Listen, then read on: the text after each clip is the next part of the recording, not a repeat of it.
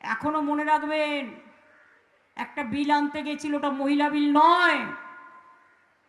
সত্যি কথাটা হচ্ছে মহিলা বিল পাস হয়ে গেছে হাউসে 2023-এর 25শে সেপ্টেম্বর।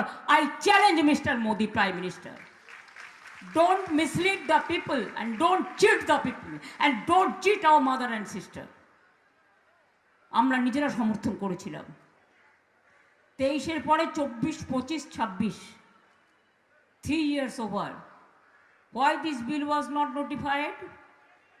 আর আজকে বলছেন দূরদর্শনে ভাষণ দিয়ে মিসইউজ করে গভর্নমেন্টের দর্শনকে, দূরদর্শনকে নিজের নামে প্রচার করে, পলিটিক্যাল প্রচার করে বলছেন মহিলা কো করনে চাতে থে নেহি দিয়া না কি একটা বলেছে। আমি ওনার ভাষণ শুনি না, আমার ভাল লাগে না, আমি পছন্দ করি না তো করি না।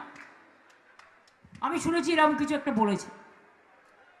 তো আপনারা আমায় বলুন, ওটা কি মহিলা বিল ছিল? না, মহিলা বিল আগে পাস হয়ে গেছে। মহিলার পেছনে ময়লা ছিল। ময়লাটা কি?